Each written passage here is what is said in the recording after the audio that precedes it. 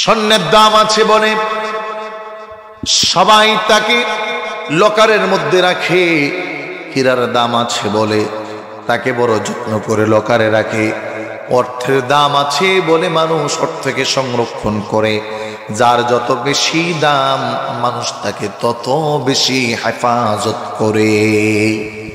এজন্য দাম আগে বুঝতে হয়। যদি আমার কাছে কোনো জিনিস দামি মনে হয়, অটোমেটিকলি তার সংরক্ষণের দায়িত্ব আমার আসবে। আমি নিজ থেকেই তাকে সংরক্ষণ করার চেষ্টা করব।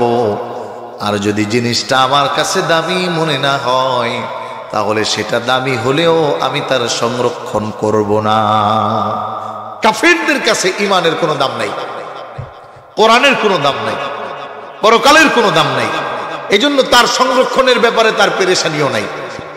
কিন্তু যারা মুমিন হবে, কোরআন বলছে ইন্নামাল মুমিনুনাল্লাযীনা ইযা যুকিরাল্লাহু ওয়াজিলাত কুলুবুহুম ওয়া ইযা তুলিয়াত আলাইহিম আয়াতুহু যাদাতুহুম ঈমানা। দুনিয়ার মানুষ শোনো, যারা প্রকৃত ঈমানদার তাদের কাছে ইমানের তাজাল্লি আছে, ইমানের দাম আছে, ইমানের কদর আছে, ইমানের শাখা প্রশাখা আছে, ইমানের কম আর বেশি আছে, ইমানের পাওয়ার ক্ষমতা শক্তি তাদের কাছে আছে। আর যেই ব্যক্তির কাছে ইমানের কোনো দাম নাই, ইসলামের কোনো দাম নাই, ওই মানুষটার কাছে আল্লাহর কথারও কোনো মূল্য থাকে না। প্রকৃত ইমানদার হলো যখন আল্লাহর কথা তার সামনে আলোচনা হবে, যুকিরাল্লাহ, আল্লাহর পক্ষ থেকে আনিত কোনো বিধান তার সামনে বর্ণিত হবে, ওই মানুষটা ওই ইমানদারটা এক বাক্যে আল্লাহর এই আদেশকে মেনে নিবে। তার কাছে দুনিয়ার সব কিছু তুচ্ছ। আগে হলো আল্লাহ তাআলার পক্ষ থেকে যে আদেশ, আল্লাহর যেই কথা, আল্লাহর যেই হুকুম, এটা। সম্মানিত প্রিয় ভাইরা আমার, সমাজের মানুষ চেয়ারম্যানকে ভয় পায়, কারণ চেয়ারম্যানের হাতে ক্ষমতা আছে। এমপিকে ভয় পায়, দল ক্ষমতায় থাকলে এমপির হাতে ক্ষমতা আছে।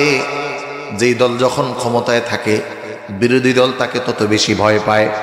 আমাদের দেশের রাজনীতিতে আমরা দেখি, যখন আওয়ামী লীগ ক্ষমতায় থাকেন, বিএনপির মানুষের উপর অযথাই মামলা হয়, আবার তাদেরকে জেলে নেয়। আবার যখন বিএনপি ক্ষমতায় আসেন, আওয়ামী লীগের ভাইদের উপরও মামলা হয়, তাদেরকেও জেলে পাঠায়।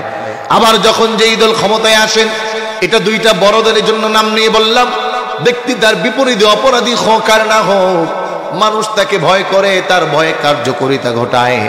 যার দিলে যার ভয় আসে, তার কথার দাম তার কাছে আছে।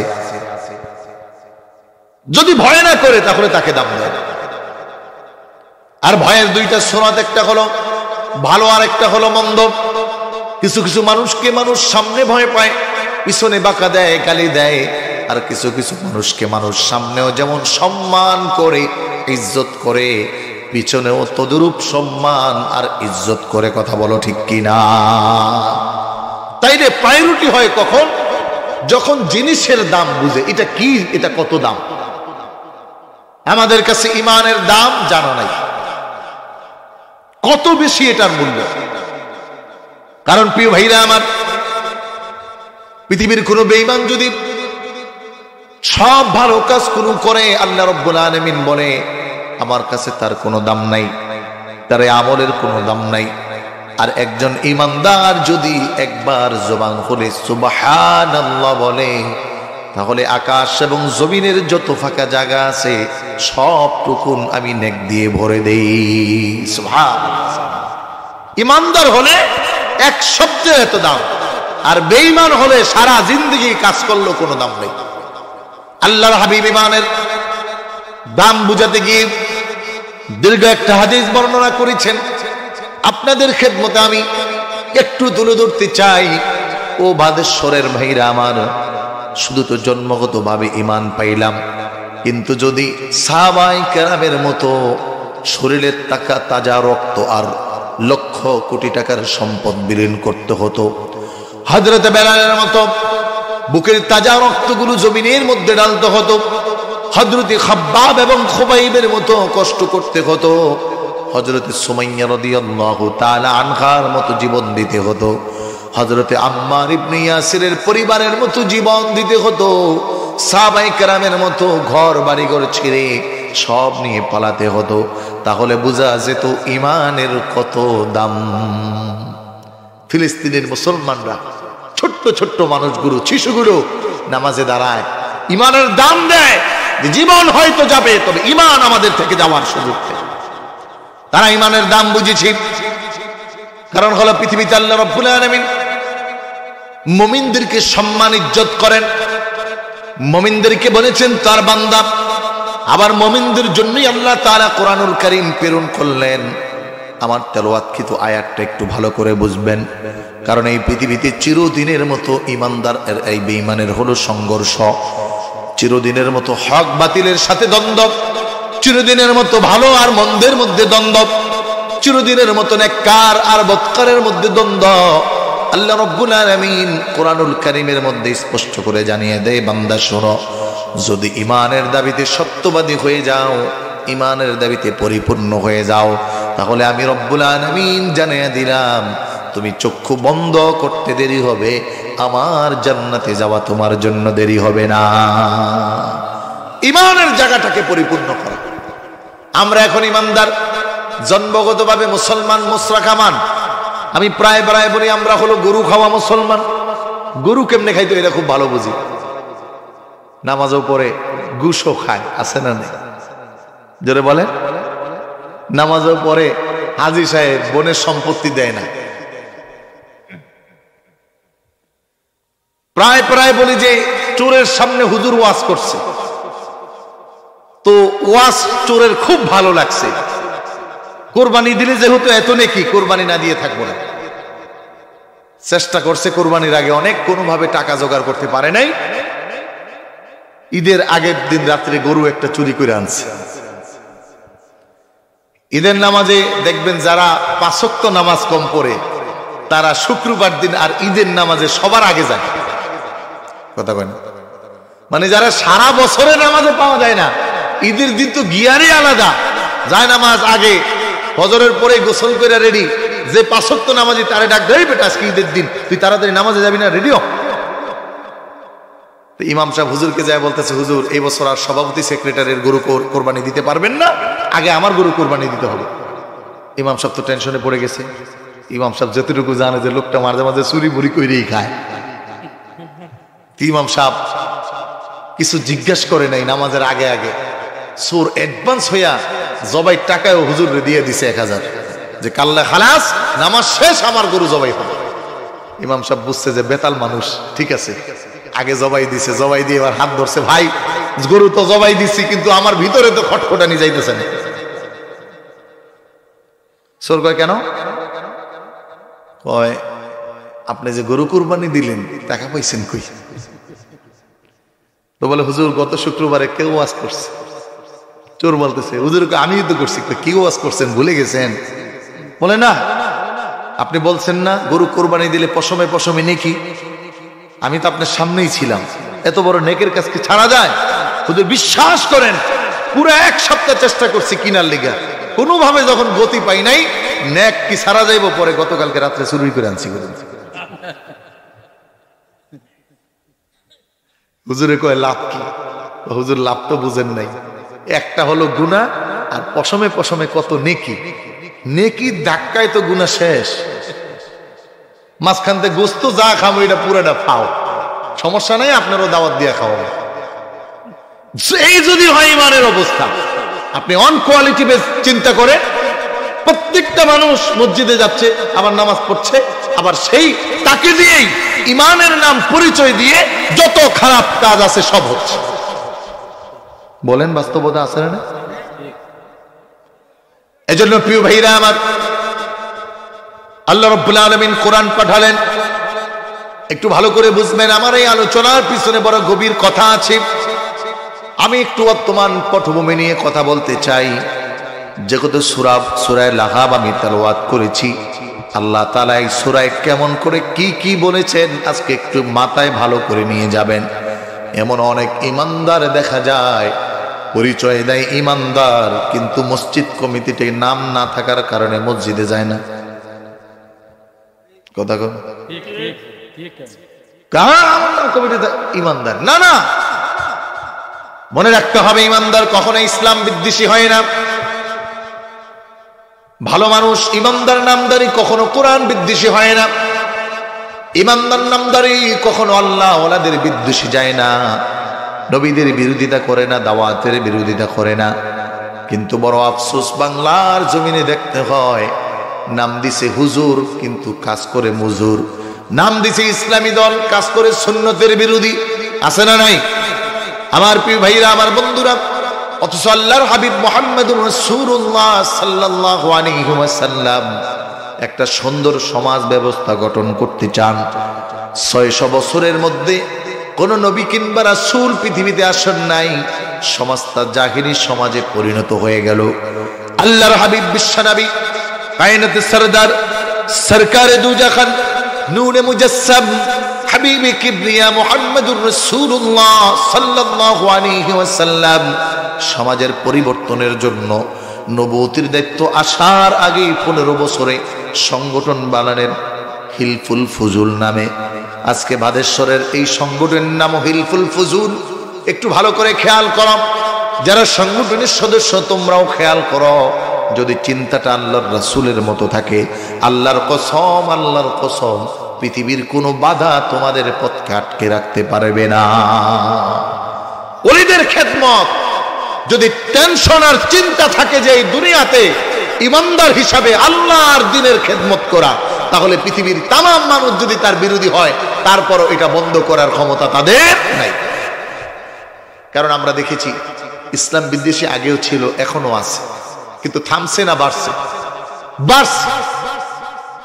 প্রিয় ভাইরা আমার, রাসূলুল্লাহ সাল্লাল্লাহু আলাইহি ওয়াসাল্লাম এই শুধু নামদারি ইমানদার নয়, পরিপূর্ণ ইমানদার বানানোর জন্য, পরিপূর্ণ মানুষকে মানুষ হিসাবে বানানোর জন্য, শুধু হাত পা জবান মানুষ এরকম নয়, এটা করার জন্য আল্লাহর হাবিব 5 দফা আন্দোলন ঘোষণা করলেন মক্কায়।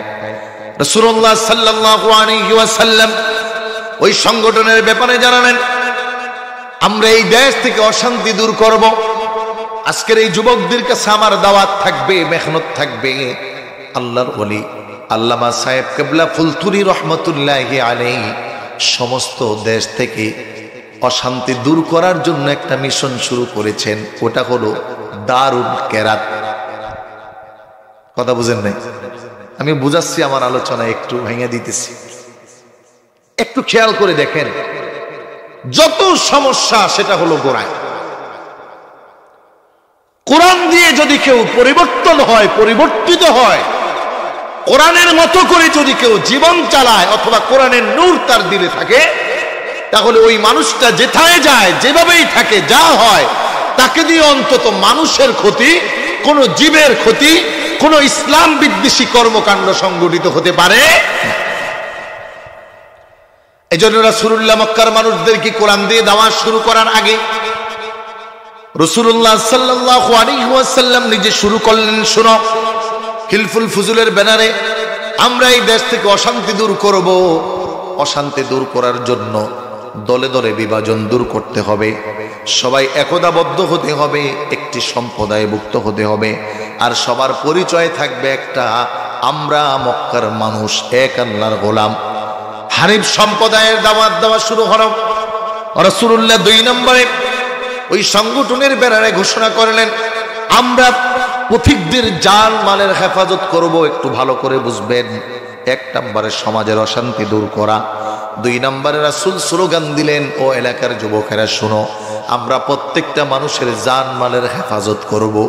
যেই সমাজের মানুষগুলো এই শপথ নিয়ে দাঁড়ায় যায়, যেই এলাকার যুবকগুলো এই শপথ নিয়ে দাঁড়িয়ে যায়, ওই এলাকায় কখনো ডাকাতি হওয়ার ভয় হতে পারে।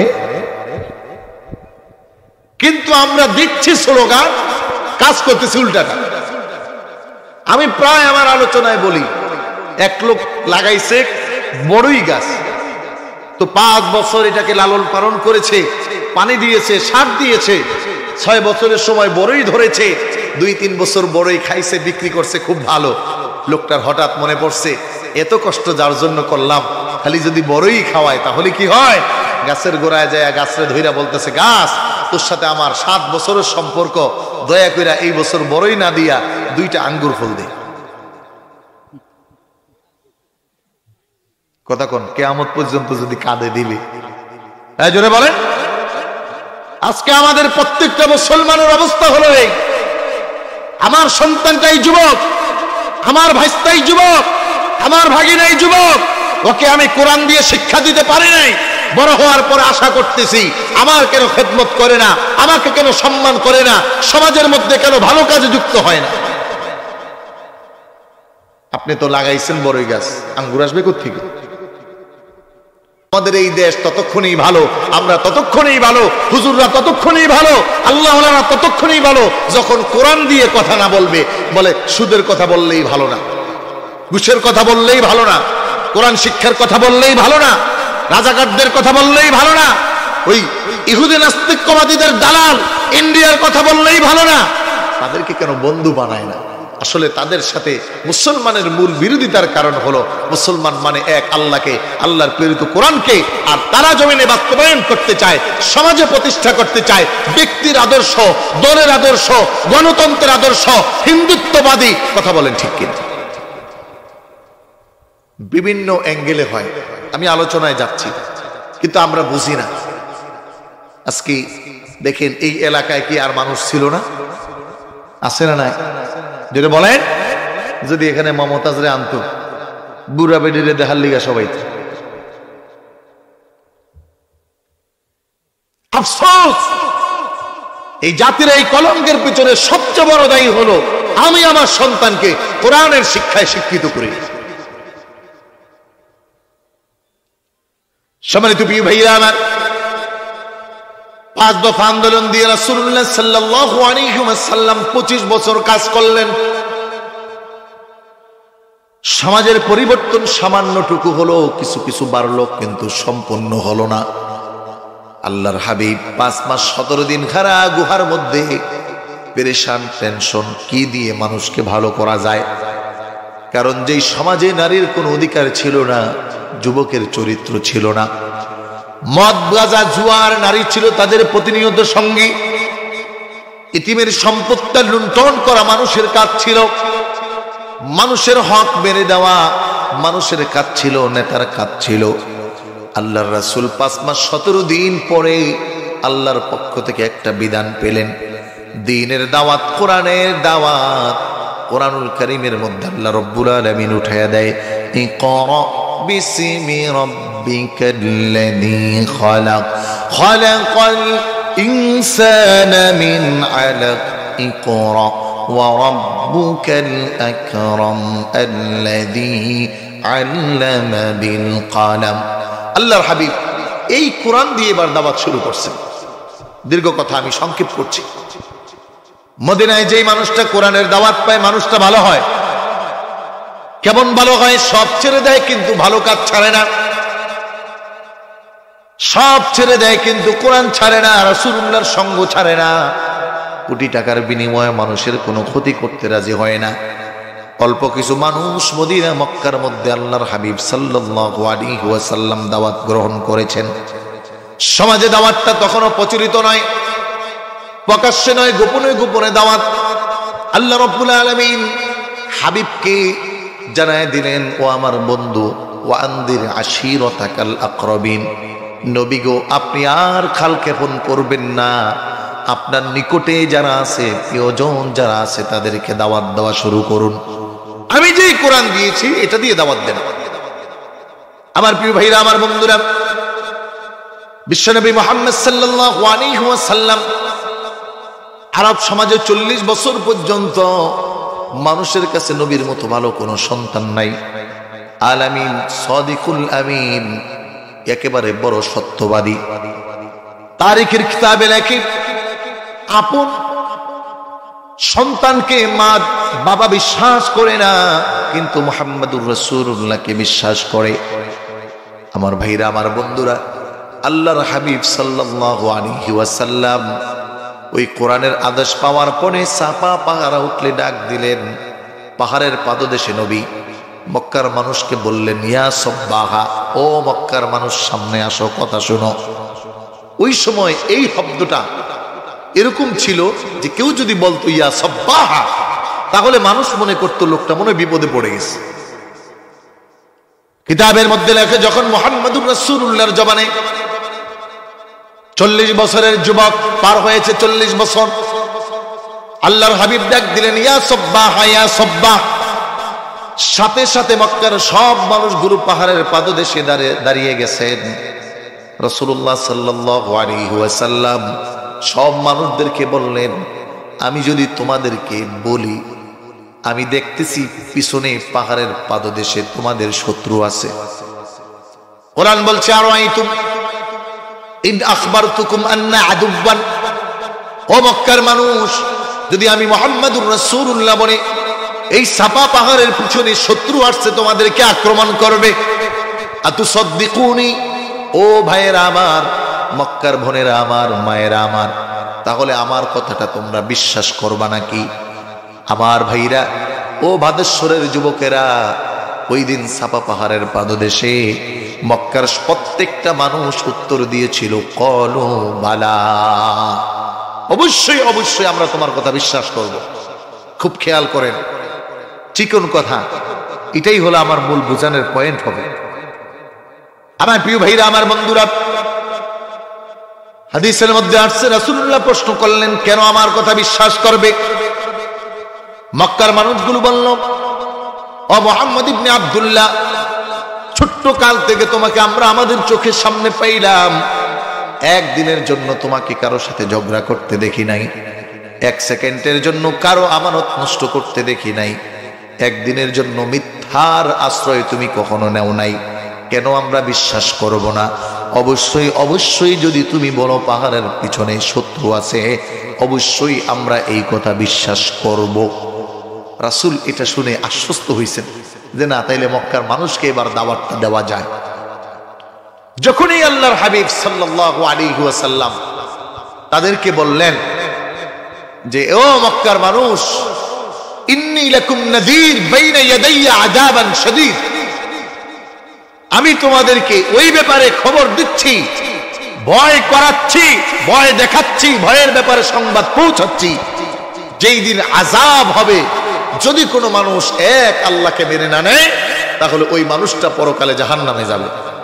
রাসূলুল্লাহ সাল্লাল্লাহু আলাইহি ওয়াসাল্লাম এই 1 মিনিটের ব্যবধানে খালি আগের তাদের থেকে স্বীকৃতি নিয়ে এই সত্যটা প্রকাশ করলেন। করতে দেরি হলো, যেই মানুষগুলো কিছুক্ষণ আগে রাসূলুল্লাহকে সত্যবাদী হিসাবে পরিচয় দিল, এদের মধ্যে রাসূলের সবচেয়ে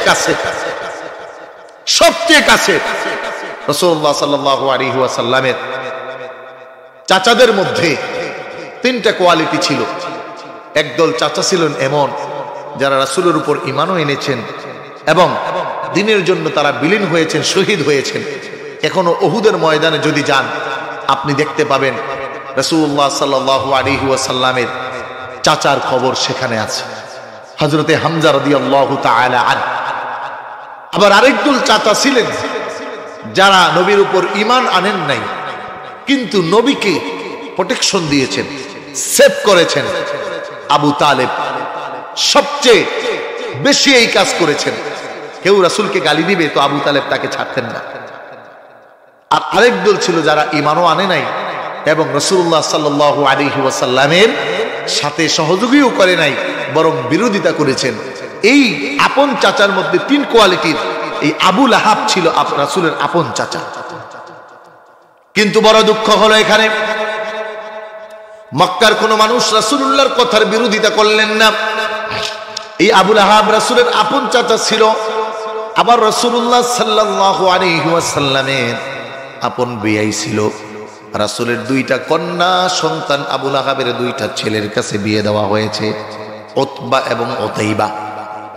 নবীর কন্যা নবীর চাচার ছেলের কাছে বিয়ে দেওয়া, 2টা মেয়ে। বুঝে থাকলে একটু আমার সাথে উত্তর দিবেন, একটা বাবা একটা ঘরে 2টা মেয়ে কখন বিয়ে দেয়? যখন বড় মেয়েটা ভালো থাকে, বাবা মেয়েটার থেকে খবর নেয়, মারে তো শ্বশুর কেমন, শাশুড়ি কেমন, ঠিকঠাক আছে তো? বড় মেয়েটা যখন সংবাদ দেয়, না বাবা আমার শ্বশুর শাশুড়ি খুব ভালো, জামাইও খারাপ না, আপনি আমার ছোট বোনটা এই ঘরে দিতে পারেন, এরকম একটা ভালো রিপোর্ট পাওয়ার পরে দেয়। রাসূলুল্লাহ সাল্লাল্লাহু আলাইহি ওয়াসাল্লামের চাচা তো খুব মহাব্বত নবীর সাথে। এই আবু লাহাব নবীর জন্মের কথা শুনে তার দাসীকে মুক্ত করে দিয়েছেন। ওই সময় একটা দাসীর মূল্য অনেক ছিল, কম নয়। স্বাভাবিকভাবে সবাই দাসী পালতে পারতো না, তো দাসীকে বলছে তুমি মুক্ত। সুয়াইবিয়াকে যে আমার ভাতিজা হইছে, এত খুশি হইছে। কিন্তু প্রিয় ভাইরা আমার খেয়াল করুন, 40 বছরের সম্পর্কের অবনতি হয় নাই, 40 বছরের মধ্যে কোনোদিন গালিগালাজ হয় নাই, 40 বছরে কোনোদিন কেউ কারো দিকে মুক্কালো করে নাই। কিন্তু যখন আল্লাহর হাবিব বিশ্বনবী মুহাম্মদুর রাসূলুল্লাহ ঈমানের দাওয়াত দিলেন, সত্যের দাওয়াত দিলেন, কোরআনের দাওয়াত দিলেন, সাথে সাথে অন্য মানুষের আগে নবীর বিয়াই, নবীর চাচা, নবীর মেয়েদের শ্বশুর সবার আগে বিরোধিতা করলেন। কোরআনের এটা স্পষ্ট করে, যখন আপনি সত্য বলবেন তখন আপনার বিরোধিতা আপনার কাছের মানুষ থেকেই শুরু হতে পারে। কথা বলেন ঠিক কিনা?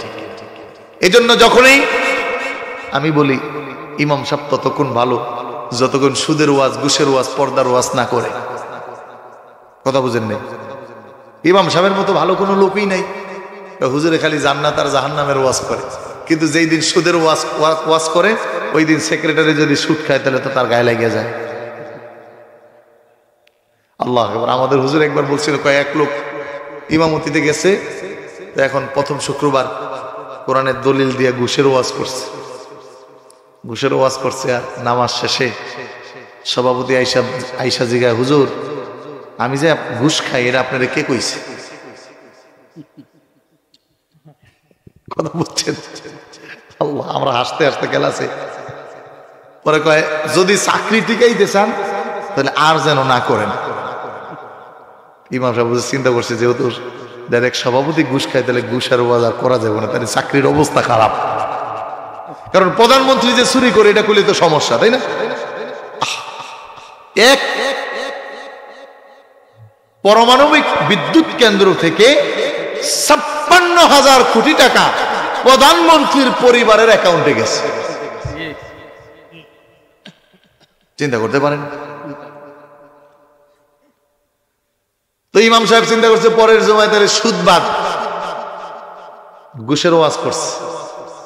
এবার সহসভাপতি আইসা কয় যে আমার যেই কারবারটা আছে এলাকায় টিক্কা আছি তো লিখেই আপনি বুঝলাম না কিছু। প্রথম শুক্রবারে সভাপতির লইয়া ছুটছেন, এই শুক্রবারে আবার আমারে দেখছেন কি লিখে? হুজুরে তো পড়ছে বেতালে, ব্যাপার কি? পর্দার ওয়াজ করে পড়ছে আরো বেতালে। সেক্রেটারি যায় তো, হুজুর আমার মেয়ে যে ডান্স করে এটা কে কইলো আপনারে? হেরে কোন ওর খবর আছে, আপনারা কিছু তো কইতে রুম না, ওরে মারুন। বিপদ হলো এই যে যখন এই দেশে সত্য কোন আলেম অথবা কোন আল্লাহওয়ালাদের জবান থেকে আসছে, চোর গোষ্ঠীর ভালো লাগে না। এই কথা বলা ঠিক কিনা? সত্য বললেই তো ভালো লাগবে না। কারণ রাসূলুল্লাহ সাল্লাল্লাহু আলাইহি ওয়াসাল্লাম যখন সত্যর দাওয়াত দিয়েছেন, ঈমানের দাওয়াত দিয়েছেন, কোরআনের দাওয়াত দিয়েছেন, পরকালের দাওয়াত দিয়েছেন, এই 40 বছরে এত ভালো মানুষ নাই। ওমা দাওয়াত দেওয়ার সাথে সাথে আপন বিয়াই বলে, তাব্বাল্লাকা ইয়া মুহাম্মদ আলী হাদা জামাআতানা, এই কথা বলার জন্য আমাদেরকে ডাক দিছ। বাপ দাদার ধর্ম ছাইরে তোমার কাছে যাব, আমরা কি করব না করব তোমারে জিজ্ঞাসা করব নাকি? তুমি ধ্বংস হয়ে যাও। আল্লাহ রাব্বুল আলামিন জানায়, কয় না না, আমার রাসূল সত্য বলেছে, সে ধ্বংস হবে না। কিয়ামত পর্যন্ত মনে রেখো, যারা সত্য বলবে তারা ধ্বংস হবে না। গত 17 বছরে আমরা বারবার বলছি, মূর্তি টানায়েন না। কথা বুঝেন না কেন? স্বাধীনতার পর থেকে আলেম সমাজ বলছে মূর্তি হারাম, মূর্তি হারাম, মূর্তি হারাম, শিরক। শুনে নাই? প্রতি বছর 250 কোটি টাকা মূর্তির জন্য বরাদ্দ ছিল, মিনাল হককে দেওয়া হতো। সবচেয়ে বড় আমাদের দেশের মূর্তি বানানে বলা। আল্লাহ কয় দাঁড়া, যেহেতু হুজুর করে এই কথার লিগে জেলে নিছস, তো 10 মিনিটে মূর্তি মুক্ত বাংলাদেশ করে দিল। কথা কি বুঝতেছেন আমার? আজও আবার দেখা যাচ্ছে আরেক সত্য বলার কারণে এদেশের অনেকের রক্তচক্ষুর কাল হচ্ছে ওলামায়ে কেরাম। মনে রাখবেন, সত্য যেটা সমাধিত সেটা বলতেই হবে। আর বলার পরে যদি কেউ বিরোধিতা করে তাহলে ওটা আবু জাহেলের খালতো ভাই। কথা বলেন ঠিক কিনা? সত্য বলার কারণে যদি কেউ বিরোধিতা করে তাহলে প্রথম সত্য বিরোধী ছিলেন আবু লাহাব। এই আবু লাহাবের কর্মকাণ্ডের সাথে তার যোগসূত্র। খুব আফসোস লেগেছে দেশে, যখন এদেশেরই বিচারপতি হওয়ার পরেও তার করুণ পরিণতি আমাদের দেখতে হয়েছে। প্রধানমন্ত্রী হওয়ার পরেও করুণ পরিণতি দেখতে হয়েছে। শিক্ষা নেওয়া উচিত, আর আমাদেরও শপথ করা উচিত আগামীতে কোনো 2 নাম্বার মানুষকে ভোট দেওয়া যাবে না। কথা বলো ঠিক কিনা? কারণ আমরা তো কোনো দল করি না, আমাদের দল একটা, কোরআন। কথা বলেন ঠিক কিনা? প্রত্যেকটা মুসলমান চায় যে কোরআনকে যেন কেউ বাধা না দেয়। কিন্তু প্রিয় ভাইরা আমার, মানুষ ক্ষমতার মোহে পড়ে যায়, রাজত্বের মোহে পড়ে যায়, দুনিয়াকে সবচেয়ে বড় পায়রুটিওয়ালা মনে করে, দুনিয়াকে জীবনের সমাপ্ত মনে করে।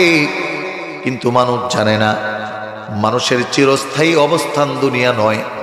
দুনিয়াতে চিরস্থায়ী জিনিস যদি কেউ কামাই করে ওই মানুষটাও অপমানিত হয় না, তাকে কোনোদিন মানুষ ভুলে না। এদেশে কত প্রধানমন্ত্রী আসলো আর গেল, কেউ তা করে মনে রাখে না। এখন কয় পলাইয়া গেছে। ঢাকাতে স্লোগান দিছে, কয় পলাইছে রে পলাইছে, মুদির বউ পলাইছে। পোলাফান পুরা খারাপ, এটা ঠিক না। সম্মানী ছিল উনি, এদেশে শুধু ওনার জন্য না, সব দলের জন্য কথা। কিন্তু বলেন তো, শাহজালাল ইয়ামানি রহমতুল্লাহি আলাইকে কি পলান লাগছে? তাকে কেউ গালি দেয়? সুর বলে? আল্লামা সাহেব কেবলা ফুলতুলি রহমতুল্লাহি আলাইকে গালি দেয় না, দোয়া করে? এই জোরে বলেন না, কি করে ভাই? কিন্তু এদের শুধু প্রধানমন্ত্রী ছিল, এখন নামও নেয় না, খুব খুব স্যাপ দেয়। বুঝেন আপনি, বুঝার পরে মানে ক্ষমতাই দুনিয়ার সবকিছু নয়। বলে ক্ষমতা আছে, যেটা দিন আর কোরআন দিয়ে হয় ওটা কখনো নিভে যায় না। আল্লাহ ওয়ালাদের ক্ষমতা নিভে যায় না। শাহজালাল, শাহ কোরআন, শাহ মাকদুমের ক্ষমতা শেষ হয় নাই, ওটা আল্লাহর কুদরতি ক্ষমতা বলে ক্ষমতা অবশিষ্ট আছে। তাদেরকে মানুষ ভালো বলে, দোয়া করে। আর এদেশে যারা আমরা ইসলাম বিরোধী হয়ে দিন, কোরআন, ইসলাম বিরোধিতা করেছি, এদেরকে মানুষ থুতু দেয়, জোতা নিক্ষেপ করতে চায়। কথা বলো ঠিক কিনা? যদিও বা বুঝি না, বলে দূর কাম আছে নাকি হুজুর কাজে এগুলা। কিন্তু না ভাই, আমি আপনাকে কোরআন থেকে তথ্য দিচ্ছি, যারা কোরআনের বিরোধিতা করবে, দাওয়াতের বিরোধিতা করবে, ওলিদের কর্মকে বাধা দিবে, ইসলামের বিরোধিতা করবে, ভালো কাজের বিরোধিতা করবে, আল্লাহ রাব্বুল আলামিন জানাচ্ছেন তাব্বাল্লাকা ইয়া মুহাম্মদ বলার কারণে আল্লাহ তাআলা সাথে সাথে আয়াত নাজিল করে পৃথিবীর মানুষকে সতর্ক করলেন। তাব্বাত ইয়াদা আবি লাহাবিন ওয়া তাব মা আগনা আনহু মালুহু ওয়া মা কাসাব। আল্লাহ রাব্বুল আলামিন সাথে সাথে আয়াত নাজিল করলেন তাব্বাত ইয়াদা আবি লাহাবিন ওয়া তাব। তাফসীরের মধ্যে আছে এই আবু লাহাব তাব্বাল্লাকা ইয়া মুহাম্মদ বলে হাতের মধ্যে পাথর নিছে, পাথর নিয়ে নবীকে মারছে। আল্লাহ রাব্বুল আলামিন আবু লাহাবের হাতকে উদ্দেশ্য করে বললেন, ও আবু লাহাব, তুমি ছিলা প্রথম ইসলামের বিদ্বেষীকারী। তুমি যেভাবে ইসলামের বিরোধিতা করেছো ওইভাবে তোমার বিরোধিতা হবে। আল্লাহ বললেন তাব্বাল ইয়াদা আবি লাহাব, আবু লাহাবের হাত ধ্বংস হোক। শেষে আবার বললেন ওয়াতাব, শুধু হাত না, সমস্ত আবু লাহাব ধ্বংস হয়ে যাক। এজন্য যারা ইসলাম বিদ্বেষী, কোরআন বিদ্বেষী, ওলিদের পথের বিদ্বেষী, ওলিদের বিদ্বেষী, মনে রাখবেন আপনি যেই রূপ বিদ্বেষী করবেন অবশ্যই অবশ্যই ওইভাবে আপনি ধ্বংস হবেন, কোনো সন্দেহ নাই। কারণ সে আল্লাহ আছে না নাই? জোরে কোন আছে না নাই? নাকি আল্লাহ বুড়ো হয়ে গেছে? আমাদের দেশে চোরের চোর যারা বড় বড় চোর ছিল, একে চিন্তা ছিল যে আল্লাহ চোখে কম দেখে, বুড়ো হয়েছে না? নয়তো করোনা থেকেই চুরি শুরু হয়েছে, করোনা থেকে চুরি। সর্বশেষ চুরিটা মেট্রো রেলের মধ্যে করা দোষ। আফসোস লাগে তখন, আহারে আমরা কি দামি মুসলমান। এরাই আবার কথা শুনলে মনে হতো এদের মতো ফেরেশতা একটা নেই। এই জন্য আপনার নামে নয় কর্মে পরিচয় দেওয়া হয়। কাজ যদি অল্প হয় রাসূল বলেন আখলিস দীনাকা ইয়াকফিকাল আমালুল কলিল। কাজ অল্প হয়েছে কিন্তু ঠিকভাবে হয়েছে, তো এটা অল্প হলেও আমি আল্লাহর কাছে দাম আছে, আমি আল্লাহ তাকে মাফ করে দেব। কিন্তু এখন আমরা দুনিয়ার কাজ করি যার কোনো দাম নাই, আগাছার মতো মূল্যহীন। ধানের চিটা 500 মণ কে নিবে? আগুন লাগাই দিলে শেষ। আর ধান 1 কেজি হলেও দাম দিয়ে নেয়। এজন্য আমাদের ইমানের জায়গায় দুর্বলতাকে ইনরিচ করা এবং বুঝা যে আমার মাধ্যমে যেন ইসলাম বিরোধী কোনো কর্মকাণ্ড সংগঠিত না হয়। খুব মনে রাখবেন, এদেশে ইসলাম, ইমান আর কোরআনের বিরোধিতা করার জন্য একটি চক্র বড় উঠে পড়ে লেগেছে এবং এদের মূল কৌশল হলো ইসলামকে সামনে রেখে বহির্বিশ্বের কাছে জঙ্গিত্ব প্রমাণ করা। ব্যানার রাখবে ইসলাম, কিন্তু কাজ ইসলামের না। ব্যানার রাখে শান্তি মিশন প্রতিষ্ঠা করা, আসলে তাদের টার্গেট শান্তি মিশন নয়, বলে শান্তিপূর্ণ রাষ্ট্র বাস্তবায়ন করা। তো শান্তিপূর্ণ রাষ্ট্র বাস্তবায়ন করার ভিতরে হলো পশ্চিমাদের সংস্কৃতিকে প্রমোট করা, ওটা দিয়ে শান্তিপূর্ণ রাষ্ট্র হয়। যেমন বর্তমানে মালয়েশিয়া ইসলামী রাষ্ট্র নাম, কিন্তু কাম সব পশ্চিমাগো। রাষ্ট্র আছে ইন্দোনেশিয়া, ইসলামী রাষ্ট্র নাম, কিন্তু চলাফেরা সব পশ্চিমাদের মতো ওপেন, যে যা ইচ্ছা করতে পারবে, সমস্যা নাই, হাফ প্যান্ট পরে ঘুরে মেয়েরা। এজন্য আগামীতে সজাগ থাকতে হবে, সজাগ থাকতে হবে। এখন সজাগ থাকার জন্য সামনের ইলেকশনে কারা কারা টাকা খাইয়া সজাগ হবেন, হাত দেখেন। খুব না হুজুর, আপনি তো গেছেন সজাগ থাকতে, তাহলে চাষু না খাইলে কি শরীর গরম হইব নাকি? কি ইলেকশনের সময় টাকা খাই কি খাই না? ইদা ভাই আপনারা খান না নিবা? আল্লাহ কইতো না নি হালাল নিবা, হালাল না নি?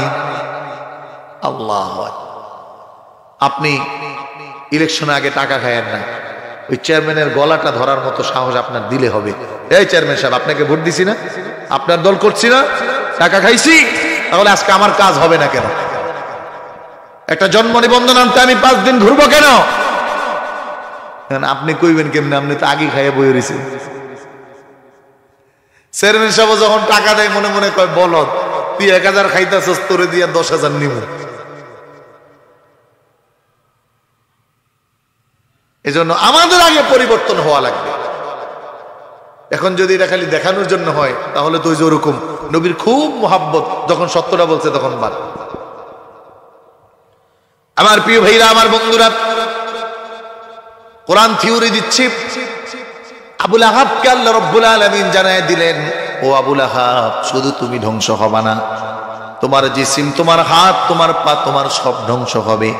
এজন্য কিয়ামত পর্যন্ত যারা দ্বীন ইসলামের বিরোধিতা করবে, কোরআনের বিরোধিতা করবে, নাম দিবে একটা, কাজ করবে আর একটা, দেখাবে খুব মহাব্বত করে, কিন্তু আসলে মহাব্বত করে না। আল্লাহ রাব্বুল আলামিন জানায় দেয়, শোনো, যদিও তোমার মনের মধ্যে ফাইজলামি কেউ জানে না, কিন্তু আমি রব্বুল আলামিন জানাইয়া দিলাম, তোমার ধ্বংস অনিবার্য।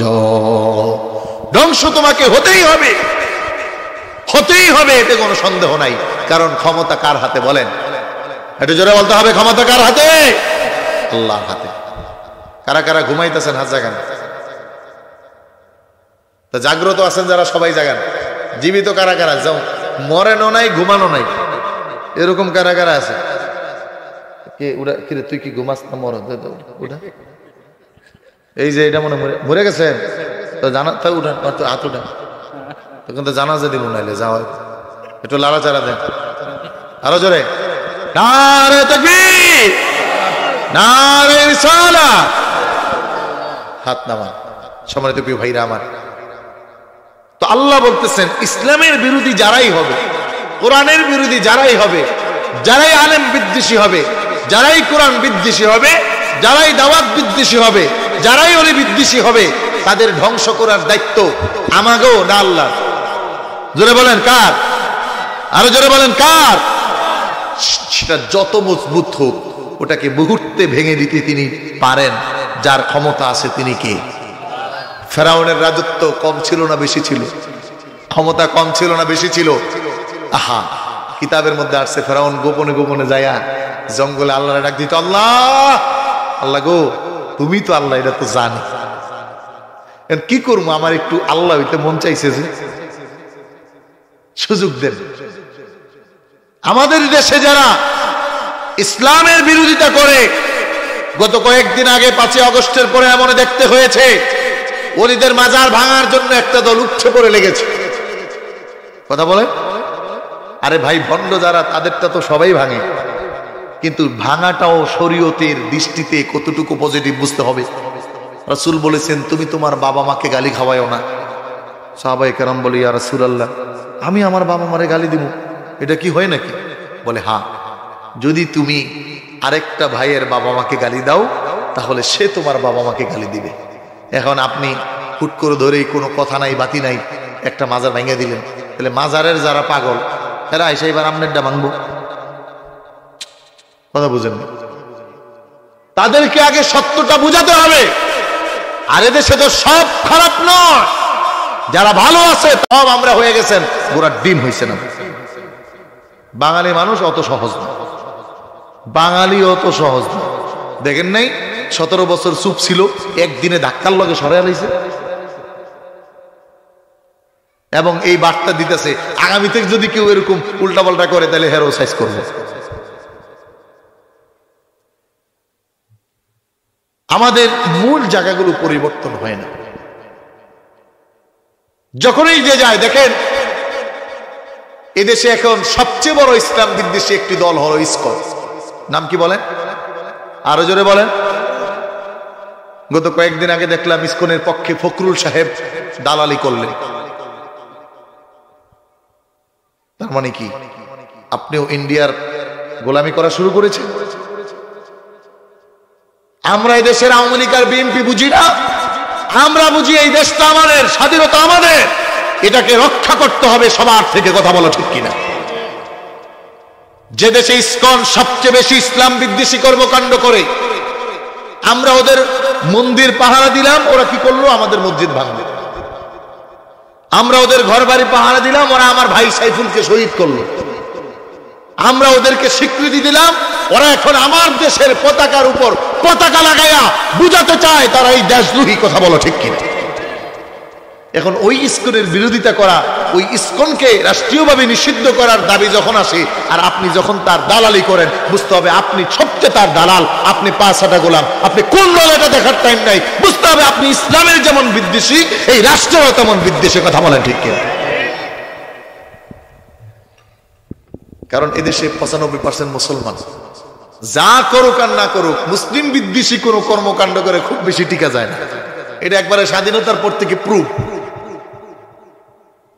এদেশের হুজুর করে নিয়ে সব জেলে ঢুকাইছে, এখন জেল থেকে বাইরে হয়েছে, হুজুররা কি সম্মান শেষ হয়ে গেছে? পারছে না? এদেশে আলেমদেরকে প্রায়োরিটি দেয় নাই, কথা শুনে নাই, কিন্তু হলোটা কি? আল্লাহ বুঝাচ্ছেন, শোনো, ক্ষমতার রাজত্ব স্থায়ী নয়।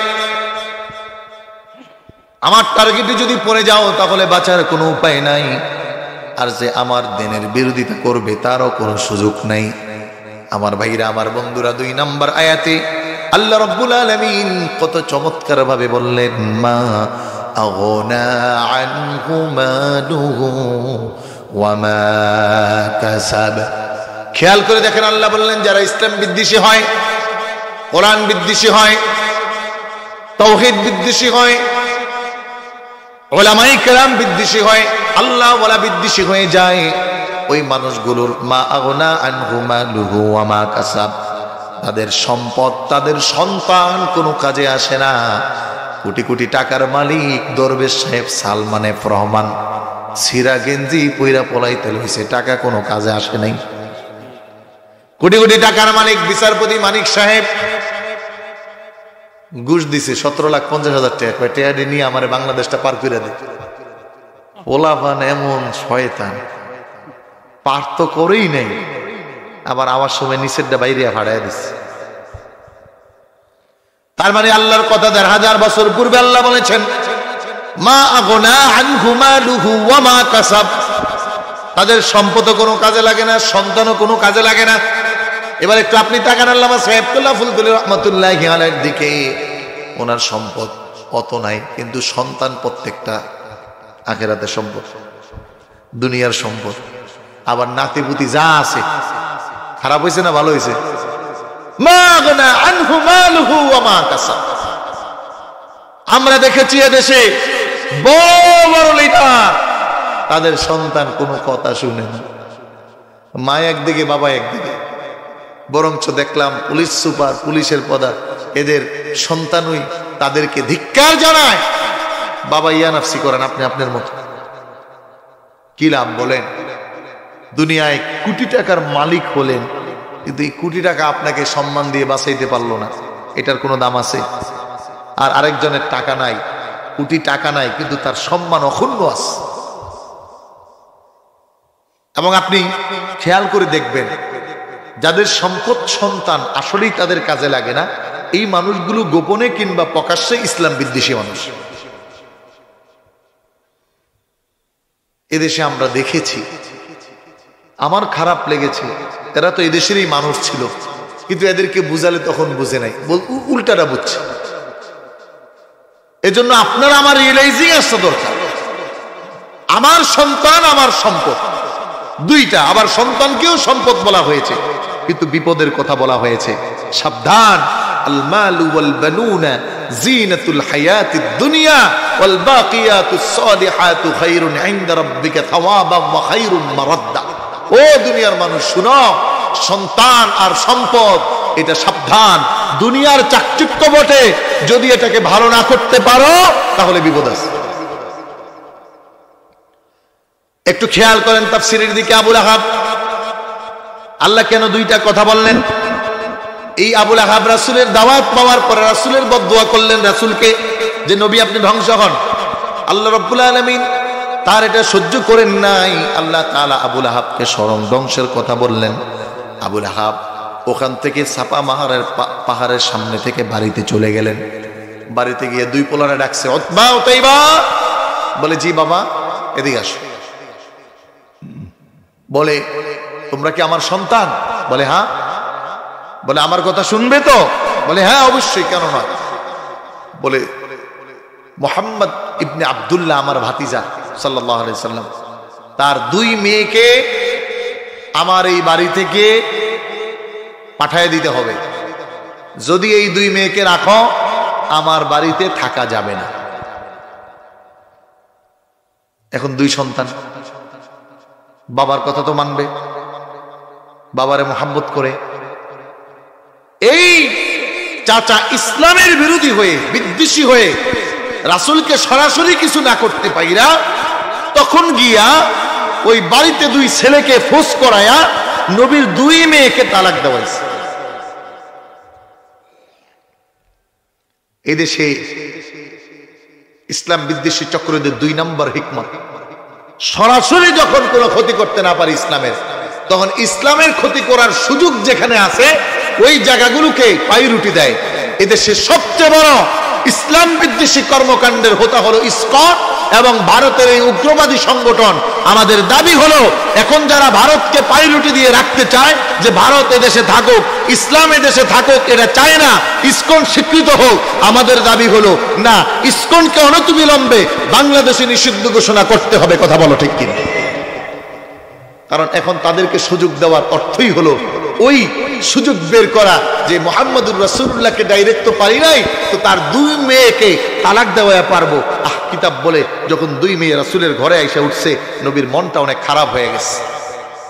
কারণ ওই বাবাই জানে যেই বাবার ঘরে তালাকপ্রাপ্তা মেয়ে আছে, ওই বাবার কষ্ট এটা কেউ বুঝে না।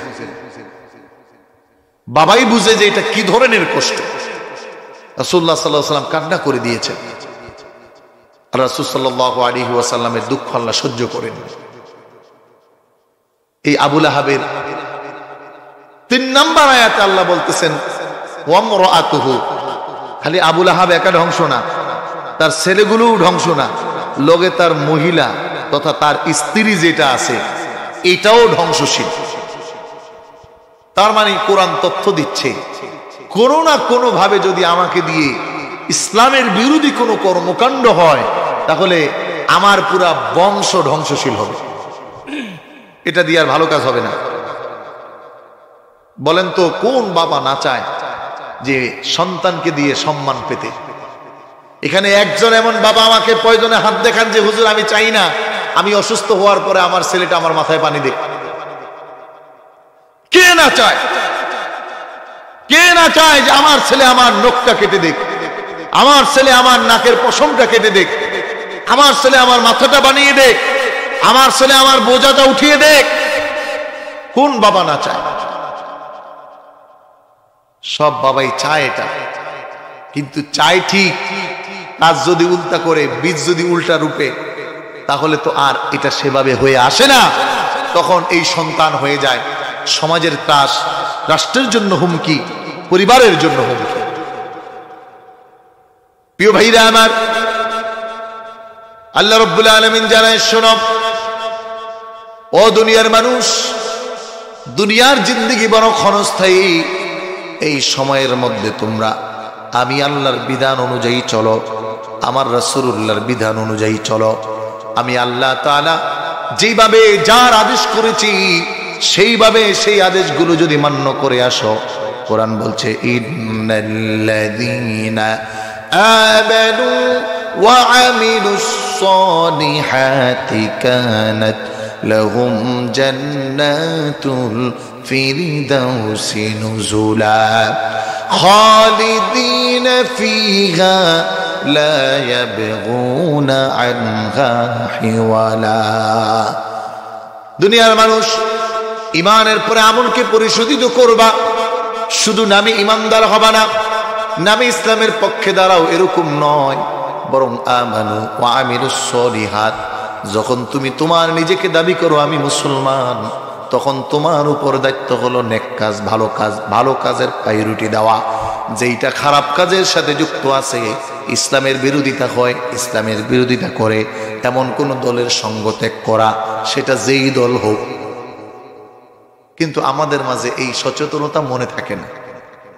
দলের পিছনে ছুটলে নামাজের কথাই তো মনে থাকে না, দলের জনসভায় গেলে বাবা মা মইরা যাইতেছে এই কথাও মনে থাকে না, সন্তান অসুস্থ ওষুধ আনতে কইছে ওইটাও মনে থাকে না, পাগল হয়ে যায় দুনিয়ার জন্য।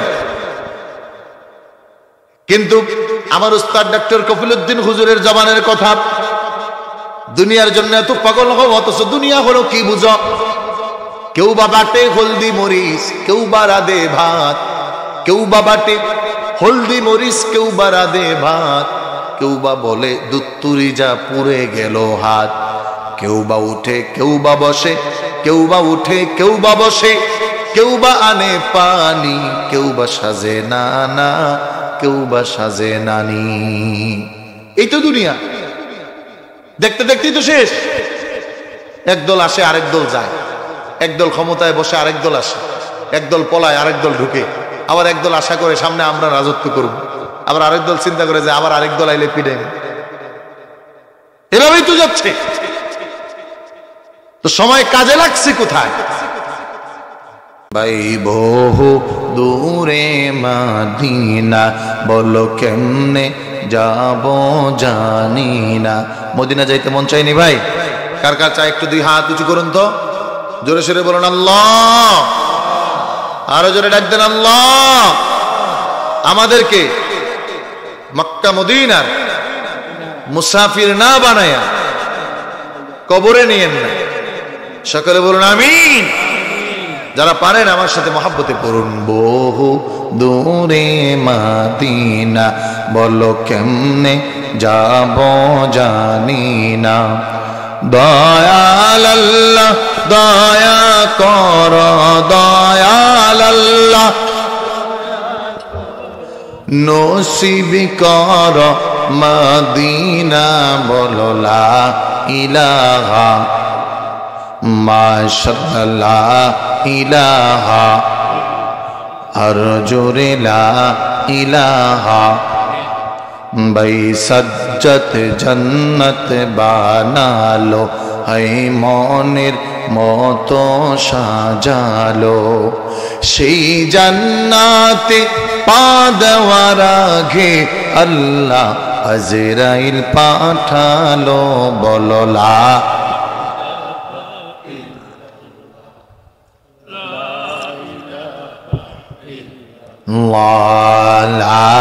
ইলাহা লা ইলাহা ইল্লাল্লাহু মুহাম্মাদুর রাসূলুল্লাহ। জোরে জোরে পড়ুন সাল্লাল্লাহু আলাইহি ওয়াসাল্লাম। আমার ভাইরা, এই জন্য আমাদের জীবনের মূল্য বুঝা, জীবনকে পায়রুটি দেওয়া, জীবনের সাথে ইসলামের সম্পর্ককে বাড়ায়া দেওয়া। জীবনে আমাদের সব হয়, কিন্তু শুধু কোরআন আর ইসলাম হয় না। আজকের বাবা স্বপ্ন দেখে ছেলে লন্ডন যাবে, ইটালি যাবে, জার্মান যাবে, এমপি হবে, মন্ত্রী হবে, ইঞ্জিনিয়ার হবে, ডাক্তার হবে। কোনো বাবা স্বপ্ন এটা দেখে না, আরে আমি মরে যাওয়ার পরে আমার সন্তানটা আমার জানাজা পড়াবে, আমি মরে যাওয়ার পরে আমার সন্তান আমার কবরের সামনে যাইয়া কোরআন পড়ে দোয়া করবে। বড় আফসোসের বিষয়, সব চাইলাম ভালো, কিন্তু আমার যা ভালো তাও বুঝলাম, সন্তানের যা ভালো তাও বুঝলাম। কেমনে গঠন হবে? অথচ বাবার তো চাওয়ার কথা ছিল ওটাই, যে আমার ছেলেটা যেন আমার জানাজার নামাজ পড়ায়। আমার প্রিয় ভাই লোকমান হাকিমের কথা বলছে, সূরা লোকমানের তাফসীর তো শুনেন নাই। বেটে কালো, জ্ঞানহীন, ফুটমুটা, এই লোকমান আল্লাহর কাছে এত দামি হয়েছে, বলে নবীদের থেকেও লোকমানকে আল্লাহ বেশি পছন্দ করত। কারণ 25 জন নবী রাসূলের নাম কোরআনে আসছে, কিন্তু লোকমান নবী নয়, একজন আল্লাহওয়ালা হয়েছে। সাধারণ মানুষ, দিন মজুর, কুলিগিরি করত, বাগানের পাহারাদার ছিল। কি গঠন তারা হয়েছে! বিরোধিতা তো করেই নাই, নিজেদের কি গঠন করেছে। সূরা লোকমানে আল্লাহ তাআলা বাবাদের জন্য রেখেছে যে সন্তানকে কেমনে মানুষ করতে হয়। এখানে অনেক বাবা আছেন, সন্তানের ডাক দিয়ে এখনো বুঝান নাই, বলেন নাই একবারও যে বাবা কোরআনটা শিখো, কারণ আমি মরে যাওয়ার পরে একটু যেন কোরআন পড়ে দোয়া করতে পারো। একটু জিকির করেন, লা ইলাহা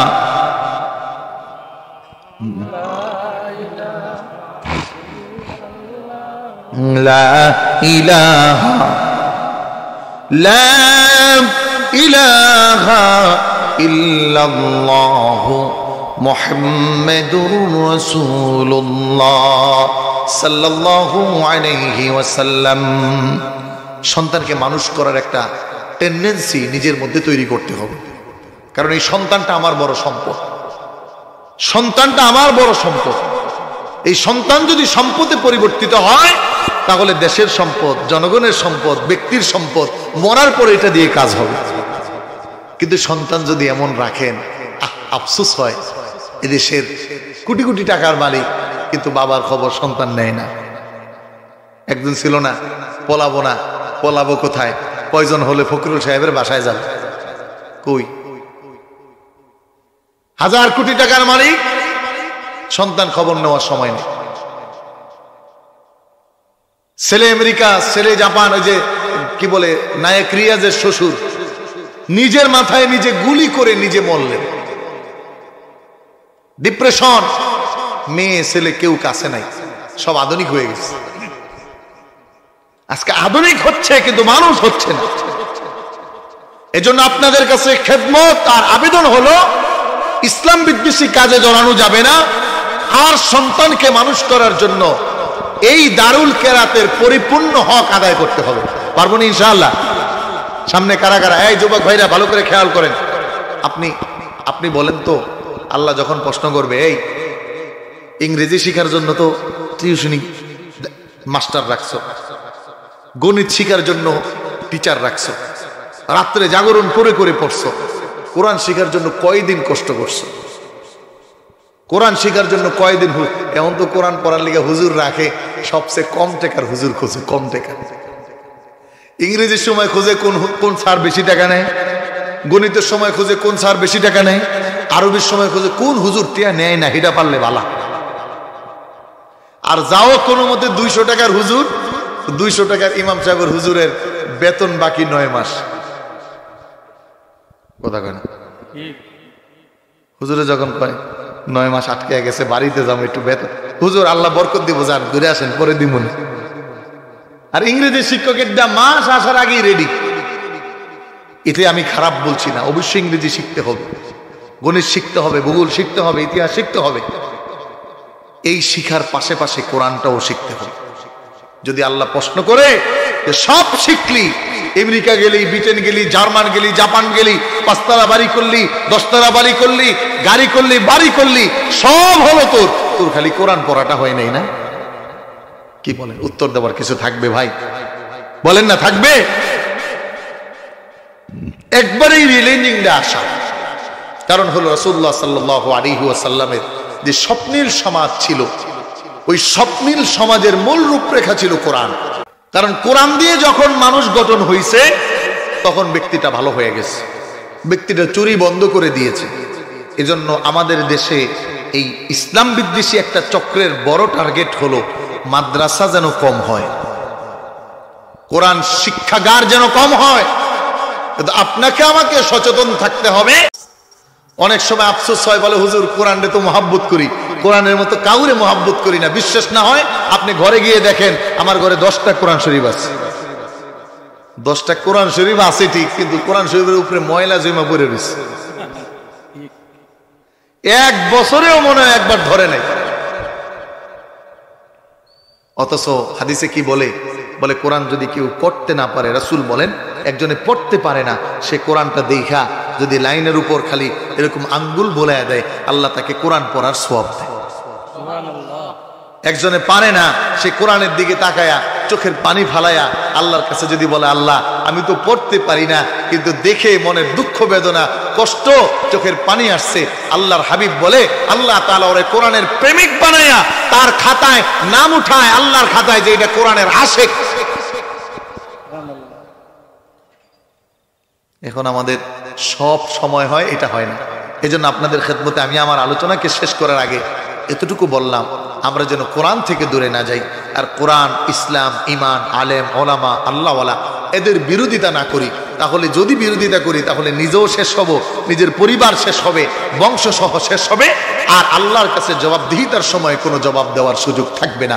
নারে তাকবীর, নারে তাকবীর। জালালী হুজুরের আগমন, হুজুর চলে আসছেন, আমি আর আলোচনা করতেছি না, ইনশাআল্লাহ চমৎকার কথা শোনাবেন। আমরা যেহেতু আবার ঢাকায় ফিরে যেতে হবে, তো আমাদের জন্য দোয়া করবেন। আর আমাদের কথায় যদি কষ্ট পান ক্ষমা চাই, মাফ করবেন। শুধু আপনাকে বোঝানোর জন্যই বলছি, আপনার ছেলে পায় নাই, ছেলে হয় নাই, ছেলের নাতিকে দেন, নিজে পারেন নাই, ছেলেকে দেন। একটা মানুষকে অন্তত আপনার পরিবারে কোরআন ওয়ালা বানান। আল্লাহ তাআলা আমাদেরকে কবুল করুক, সকলে বলুন আমিন। আল্লাহুম্মা আমিন। রব্বানা যালামনা আনফুসানা ওয়া ইল্লাম তাগফির লানা ওয়া তারহামনা লানাকুনান্না মিনাল খাসিরিন।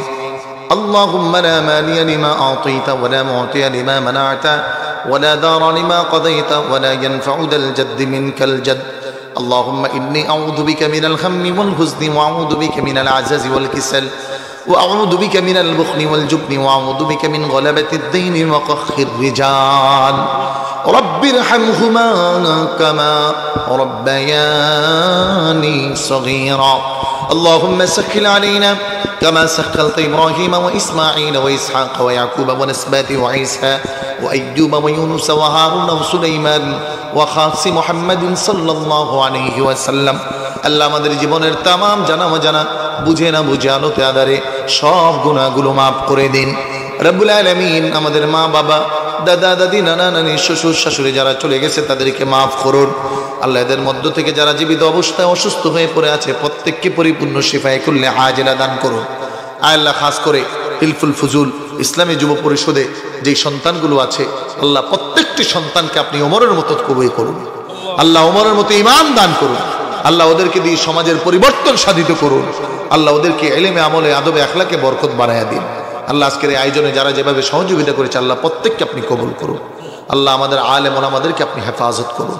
আল্লাহ আমাদের কণ্ঠকে কোরআনের কণ্ঠ বানিয়ে দিন, আমাদের বক্ষকে কোরআনের আলো দ্বারা পরিপূর্ণ করুন। আয় আল্লাহ আমাদের সাবজাদার কবরের জিন্দিগির বরদাতকে বুলন্দ করে দিন। আল্লাহ আয় আল্লাহ খাস করে বড় সাহেবের হায়াতে বরকত দিন। আল্লাহ আগামী 15 তারিখের ইসালে সোয়াব মাহফিলকে আপনি কবুল করুন। আল্লাহ তামাম আয়োজনকে আপনি সহজ করে দিন। আল্লাহ গত কিছুদিন আগে সিনার পিসা হুজুর ইন্তেকাল করেছে, আল্লাহ হুজুরের কবরকে গুণে মুনাওয়ার করে দিন। আল্লাহ বর্তমান হুজুরের হায়াতে বরকত বাড়ায়া দিন। রব্বুল আলামিন ওলিদের পথে আমাদেরকে পথার চলার তৌফিক দিন। আল্লাহ আমাদের সন্তানগুলোকে আমাদের জন্য দোয়াকারী বানায় দিন। আল্লাহ আমাদের সন্তানগুলো দিয়ে আমাদেরকে বেইজ্জতি করায় না। আল্লাহ জীবনে একবার হলেও মক্কা মদিনার মুসাফির বানান। আল্লাহ আমি অধম 1 মার্চ বাইতুল্লাহর সফরের নিয়ত করেছি, আপনি কবুল করেন। আল্লাহ আমার সাথে কাফেলায় যারা আছে প্রত্যেককে আপনি হেফাজত করুন। আল্লাহুম্মা রযুকনা শাহাদাতান ফি সাবিলিক ওয়াজআল মাউতিনা ফি বালাদি রাসূলিক ওয়ারযুকনা জিয়ারাত মুহাম্মদ সাল্লাল্লাহু আলাইহি ওয়াসাল্লাম ফি রুয়ানা ইয়া আল্লাহ। সুবহানা রাব্বিকা রাব্বিল ইজ্জাতি আম্মা ইয়াসিফুন ওয়া সালামুন আলাল মুরসালিন والحمد لله رب العالمين بحرمة لا إله إلا الله محمد رسول الله صلى الله عليه وسلم. السلام عليكم ورحمة الله.